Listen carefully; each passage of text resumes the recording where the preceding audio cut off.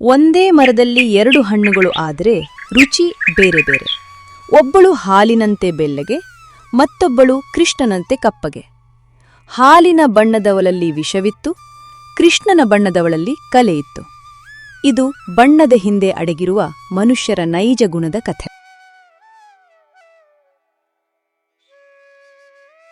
ತಾಯಿ ಸುಮಿತ್ರಾ ಮಾಯಳಿಗೆ ಶೃಂಗಾರ ಮಾಡ್ತಿದ್ದಾಳೆ. ಕಾವ್ಯ ಮನೆಯಲ್ಲಿ ಅಡುಗೆ ಮಾಡ್ತಿರ್ತಾಳೆ. ನೋಡು ಮಾಯಾ, ಈ ಕೆನ್ನೆ ಮೇಲೆ ಈ ಕ್ರೀಮ್ ಹಚ್ಚಿದ್ರೆ ನೀನು ದೇವಲೋಕದ ಅಪ್ಸರೆಯಂತೆ ಕಾಣತೀಯ. ನಮ್ಮನೆಗೆ ನೀನೇ ಮಹಾಲಕ್ಷ್ಮಿ. ಹೌದಮ್ಮ, ಅಷ್ಟೇ ಅಲ್ಲ, ನಾಳೆ ಸಿಟಿಲಿ ನಡೆಯೋ ಆ ದೊಡ್ಡ ಡಿಸೈನಿಂಗ್ ಶೋನಲ್ಲಿ ನಾನೇ ಗೆಲ್ಲೋದು. ನನ್ನ ಸೌಂದರ್ಯಕ್ಕೆ ಅಲ್ಲಿರೋ ಜಡ್ಜಸ್ ಫಿದಾ ಆಗ್ಬಿಡ್ತಾರೆ. ಅಮ್ಮ, ಮಾಯಕ್ ನೋಡೋಕೆ ಚೆನ್ನಾಗಿದ್ದಾಳೆ ನಿಜ, ಆದ್ರೆ ಆ ಸ್ಪರ್ಧೆಯಲ್ಲಿ ಬಟ್ಟೆ ಡಿಸೈನ್ ಮುಖ್ಯ. ನಾನು ಅದಕ್ಕಾಗಿ ಒಂದು ಹೊಸ ಡ್ರೆಸ್ ರೆಡಿ ಮಾಡಿದ್ದೇನೆ, ಒಂದ್ಸಲ ನೋಡ್ತೀರಾ? ಏನು, ನೀನ್ ರೆಡಿ ಮಾಡಿದ್ಯಾ? ನಿನ್ ಮುಖದ ಬಣ್ಣಕ್ಕೂ ನೀನ್ ಮಾಡೋ ಡ್ರೆಸ್ಸು ಏನ್ ಸಂಬಂಧ? ಹಳ್ಳಿಯಲ್ಲೇ ಇದ್ದು ಕಪ್ಪು ಬಣ್ಣಕ್ಕೆ ಮಸಿ ಬಡಿ ದುಕೊಳ್ಳೋದ್ ಬಿಟ್ಟು ನಿನ್ಗೆ ಪಟ್ಟಣದ ಶೋ ಬೇಕಾ? ಅಮ್ಮ, ನೀನೇನು ತಲೆ ಕೆಡಿಸ್ಕೊಳ್ಬೇಡ. ಇವಳನ್ನೇನಾದ್ರೂ ಜೊತೆ ಕರ್ಕೊಂಡ್ ಹೋದ್ರೆ ಜನ ನನ್ ತಂಗಿ ಅಂತ ನಂಬಲ್ಲ, ಮನೇಲಿ ಕೆಲ್ಸ ಮಾಡೋಳು ಅಂತ ಅನ್ಕೋತಾರೆ. ನನ್ನ ಇಮೇಜ್ ಹಾಳಾಗತ್ತೆ. ಅಕ್ಕ, ಬಣ್ಣಕ್ಕೂ ಪ್ರತಿಭೆಗೂ ಸಂಬಂಧವಿಲ್ಲ ಅಂತ ಅಪ್ಪ ಹೇಳೋರು. ನಾನು ತುಂಬಾ ಕಷ್ಟಪಟ್ಟು ಆ ಗೌನ್ ರೆಡಿ ಮಾಡಿದೀನಿ. ಪ್ಲೀಸ್ ಅಮ್ಮ, ನನಗೂ ಒಂದು ಚಾನ್ಸ್ ಕೊಡಿ. ಬಾಯ್ ಮುಚ್ಚು. ಮಾಯ ಹೋದ್ರೆ ಸಾಕು. ನೀನಿಲ್ಲೇ ಕೆಲ್ಸ ಮಾಡ್ಕೊಂಡ್ ಬಿದ್ದಿರು. ಯಾರ್ಗಾದ್ರೂ ನಿನ್ ಮುಖ ತೋರ್ಸಿಯಾ ನಮ್ಮರ್ಯಾದೆ ಹೋಗುತ್ತೆ. ನಡಿ, ಕೆಲ್ಸ ನೋಡ್ ನಡಿ.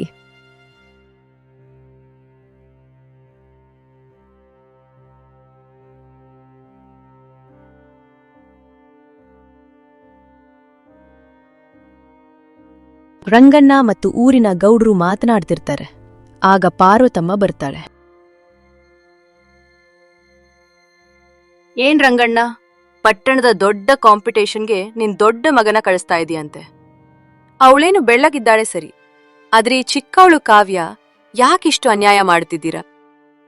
ನನಗೇನ್ ಗೊತ್ತಮ್ಮ, ಮನೆಯಲ್ಲಿ ಆ ತಾಯಿ ಮಗಳು ಅವಳನ್ನು ಮನೆಯಿಂದ ಹೊರಗೆ ಬರ್ಲಿಕ್ಕೆ ಬಿಡ್ತಿಲ್ಲ. ಕಾವ್ಯ ಕೈಯಲ್ಲಿರೋ ಜಾದೂ ಮಾಯಾ ಹತ್ತಿರ ಇಲ್ಲ ಅನ್ನೋದು ನನಗೂ ಗೊತ್ತು. ನೋಡ್ರಂಗಣ್ಣ, ಕಾವ್ಯ ಹಳ್ಳಿಯ ಈ ಗಿಡ ಮರಗಳ ಬಣ್ಣವನ್ನ ಬಟ್ಟೆಯ ಮೇಲೆ ತರ್ತಾಳೆ. ಅವಳನ್ನು ಕಳಿಸಿಕೊಡು, ನಾನು ಅವಳಿಗೆ ಬೇಕಾದ ವ್ಯವಸ್ಥೆ ಮಾಡ್ತೀನಿ. ಅಯ್ಯೋ ಗೌಡ್ರೆ, ಆ ಕರಿಯಮ್ಮ ಪಟ್ಟಣಕ್ಕೆ ಹೋದ್ರೆ ಆ ಫ್ಯಾಷನ್ ಲೋಕದ ಜನ ನಗಲ್ವಾ? ಬೆಳ್ಳಗೆ ಇರೋರ್ಗೆ ಬೆಲೆ ಇರೋದು. ಈ ಕಾಲದಲ್ಲಿ ಇವಳನ್ನ ಯಾರು ಕೇಳ್ತಾರೆ? ಅವಳು ಕರಿಯಮ್ಮ ಅಲ್ಲ, ಪಾರ್ವತಕ್ಕ. ಅವಳು ನನ್ನ ಮಗಳು. ಕೃಷ್ಣನ ಬಣ್ಣ ಅವಳದ್ದು, ಅವಳ ಮನಸ್ಸು ಹಾಲಿನಂತಿದೆ. ಹೌದು ರಂಗಣ್ಣ, ನೀನು ಧೈರ್ಯ ಮಾಡು. ಕಲೆಗೆ ಬಣ್ಣವಿಲ್ಲ. ಅವಳನ್ನು ಸ್ಪರ್ಧೆಗೆ ಕಳಿಸೋದು ನನ್ನ ಜವಾಬ್ದಾರಿ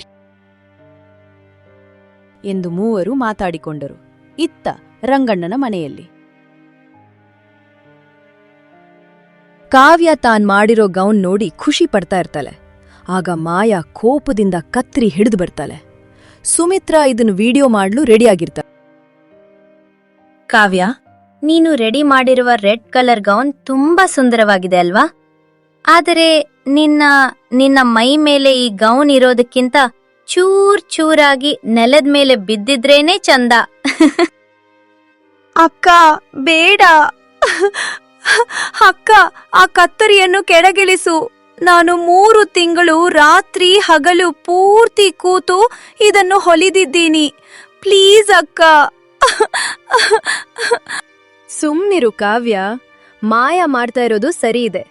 ನೀನು ಈ ಡ್ರೆಸ್ ಹಾಕೊಂಡು ಅಲ್ಲಿಗ್ ಬಂದ್ರೆ ಮಾಯಾ ಗೆಲ್ಲೋಕೆ ಆಗಲ್ಲ. ನಮಗ್ ಬೇಕಿರೋದು ಮಾಯಾಳ ಗೆಲುವು ಮಾತ್ರ.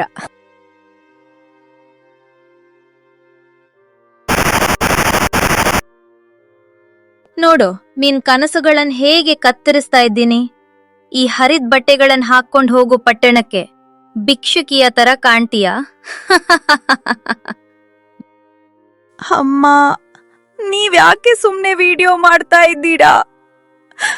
ನಾನ್ ನಿಮ್ ಮಗಳಲ್ವಾ?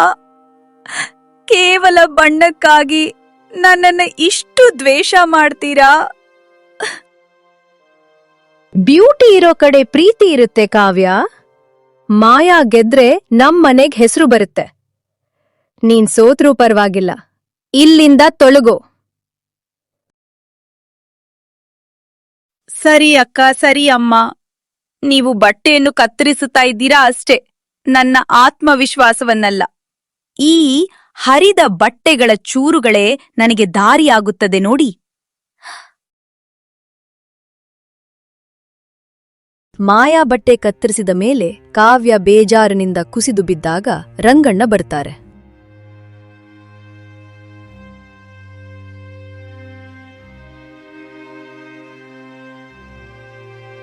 ಅಲಬೇಡ ಕಂದ, ಕತ್ತರಿ ಬಟ್ಟೆಯನ್ನು ಕತ್ತರಿಸಬಹುದು, ಆದರೆ ನಿನ್ನಲ್ಲಿರೋ ಕಲೆಯನ್ನು ಕತ್ತರಿಸೋಕೆ ಅದಕ್ಕೆ ಶಕ್ತಿ ಇಲ್ಲ. ಏನಾದರೂ ಹೊಸದನ್ನು ಮಾಡು, ಸೋಲನ್ನೇ ಗೆಲುವಿಗೆ ಮೆಟ್ಟಿಲು ಮಾಡಿಕೊ. ಹೌದಪ್ಪ, ಈ ಹರಿದ ಚೂರುಗಳೇ ನನ್ನ ಹೊಸ ಆಯುಧಗಳು. ದ್ರೋಹಕ್ಕೆ ನಾನು ಕಲೆಯ ಮೂಲಕವೇ ಉತ್ತರ ಕೊಡುತ್ತೇನೆ.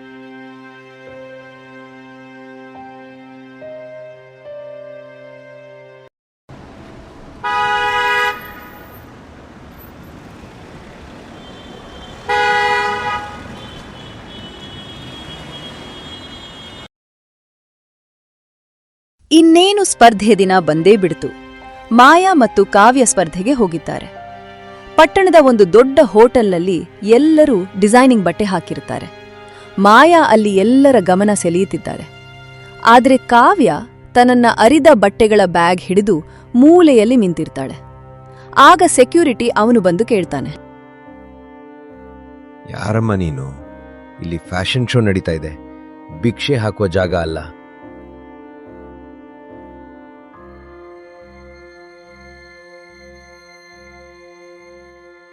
ನೋಡಿದ್ಯಾ ಕಾವ್ಯ, ನಿನ್ ಜಾಗ ಇಲ್ಲಲ್ಲ, ಹಳ್ಳಿಯ ಹಟ್ಟಿಯಲ್ಲಿ. ಇಲ್ಲಿ ಬಣ್ಣಕ್ಕೆ ಬೆಲೆ, ನಿನ್ನಂತ ಕಪ್ಪು ಬಣ್ಣದವರಿಗೆಲ್ಲ.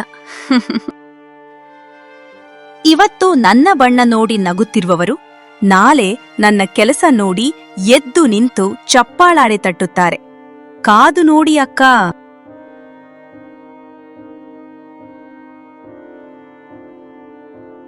ಸ್ಪರ್ಧೆ ಶುರುವಾಯಿತು.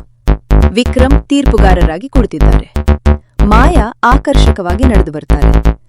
ಆಗ ವಿಕ್ರಮ್ ಮಾಯಾಳ ಡ್ರೆಸ್ ಡಿಸೈನ್ ಬಗ್ಗೆ ಹೇಳ್ತಾರೆ. ಮಾಯಾ, ನಿಮ್ಮ ಬಟ್ಟೆ ನೋಡಲು ಡಿಸೈನರ್ ಬಟ್ಟೆ ಅಂತಿದೆ, ಆದರೆ ಅದರಲ್ಲಿ ಹೊಸತನ ಏನೂ ಇಲ್ಲ. ಇದು ಮಾರುಕಟ್ಟೆಯಲ್ಲಿ ಸಿಗುವ ಸಾಮಾನ್ಯ ಡ್ರೆಸ್. ನೋ ಸರ್, ನಾನ್ ತುಂಬಾ ಎಫರ್ಟ್ ಹಾಕಿದ್ದೀನಿ. ನೋಡಿ, ನನ್ನ ಸೌಂದರ್ಯಕ್ಕೆ ಬಟ್ಟೆ ಎಷ್ಟು ಚೆನ್ನಾಗಿ ಕಾಣ್ತಿದೆ. ನಮಗೆ ಸೌಂದರ್ಯಕ್ಕಿಂತ ಸೃಜನಶೀಲತೆ ಮುಖ್ಯ. ಈಗ ಮುಂದಿನ ಸ್ಪರ್ಧಿ ಕಾವ್ಯ ಆನ್ ಸ್ಟೇಜ್. ಕಾವ್ಯ ಹರಿದ ಬಟ್ಟೆಗಳನ್ನು ಆಧುನಿಕ ಶೈಲಿಯಲ್ಲಿ ಹೊಲೆದ ವಿಭಿನ್ನ ವಿನ್ಯಾಸದ ಉಡುಪು ತೊಟ್ಟು ಬರುತ್ತಾಳೆ. ಎಲ್ಲರೂ ಬೆರಗಾಗುತ್ತಾರೆ. ಅದ್ಭುತ! ಇದನ್ನೇ ಡಿಸೈನಿಂಗ್ ಹಾಟ್ ಅಂತಾರೆ. ಇಷ್ಟು ಸುಂದರವಾಗಿ ಜೋಡಿಸಿದ್ದು ನಾನು ಹಿಂದೆಂದೂ ನೋಡಿಲ್ಲ. ಇದು ಹೇಗೆ ಸಾಧ್ಯವಾಯಿತು? ಸರ್, ಕೆಲವೊಮ್ಮೆ ಜೀವನ ನಮಗೆ ಹರಿದ ಹಾದಿಗಳನ್ನು ಕೊಡುತ್ತದೆ. ಅದಕ್ಕೆ ನಾವು ಹೂವಿನ ಆದಿಯನ್ನಾಗಿ ಮಾಡಿಕೊಳ್ಳಬೇಕು. ಈ ಡ್ರೆಸ್ ನನ್ನ ಅಕ್ಕನ ಗಿಫ್ಟ್ ತರ. ಸರ್, ಇವಳು ಸುಳ್ಳು ಹೇಳ್ತಾ ಇದ್ದಾಳೆ. ಇವಳು ಸೋಲ್ಬೇಕು ಅಂತ ನಾನೇ ಈ ಬಟ್ಟೆ ಕತ್ತರಿಸಿದ್ದು. ನೋಡಿ, ನನ್ನ ಹತ್ರ ವಿಡಿಯೋನಿದೆ. ವಿಡಿಯೋ ತೋರಿಸು ಮಾಯಾ.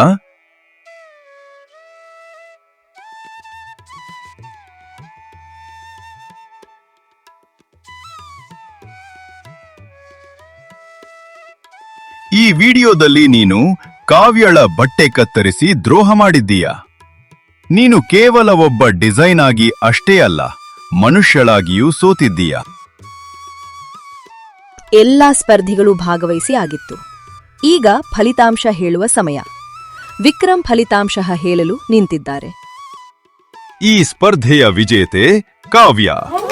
ಇವಳ ಕಪ್ಪು ವರ್ಣದ ಹಿಂದೆ ಮಿನುಗುವ ಚಿನ್ನದಂತಹ ಪ್ರತಿಭೆ ಇದೆ.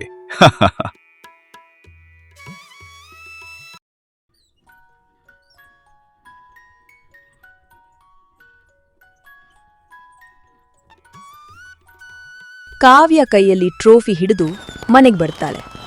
ಊರಿನವರು ಹೂವಿನ ಹಾರ ಹಾಕಿ ಸ್ವಾಗತಿಸ್ತಾರೆ.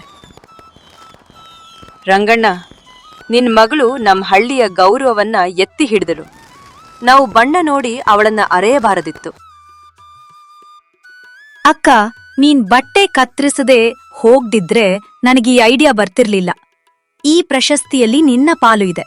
ಆದ್ರೆ ನೆನಪಿಡು, ಮುಖದ ಮೇಲೆ ಅಚ್ಚೋ ಕ್ರೀಮ್ ಬಣ್ಣ ಕೊಡಬಹುದು, ಆದ್ರೆ ಗುಣ ಕೊಡಲ್ಲ. ಕಾವ್ಯ, ನನ್ನನ್ನು ಕ್ಷಮಿಸು. ಬಣ್ಣದ ವ್ಯಾಮೋಹದಲ್ಲಿ ಬಂಗಾರದಂತಹ ಮಗಳನ್ನ ಕಳೆದುಕೊಳ್ಳೋಕೆ ಹೊರಟಿದ್ದೆ. ನನ್ನ ಕಣ್ಣು ಇವತ್ತು ತೆರೆಯಿತು ಮಗಳೇ.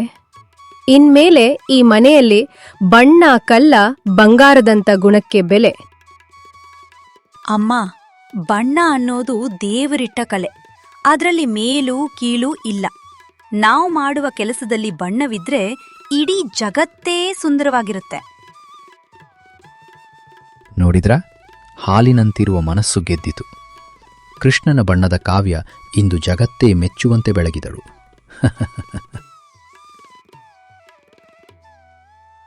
ಕೊನೆಗೂ ಗೆದ್ದಿದ್ದು ಗುಣವೇ ಹೊರತು ಬಣ್ಣವಲ್ಲ. ಮಾಯಾ ತನ್ನ ಅಹಂಕಾರದಿಂದ ಎಲ್ಲವನ್ನು ಕಳೆದುಕೊಂಡರೆ, ಕಾವ್ಯ ತನ್ನ ತಾಳ್ಮೆಯಿಂದ ಎಲ್ಲರ ಹೃದಯ ಗೆದ್ದು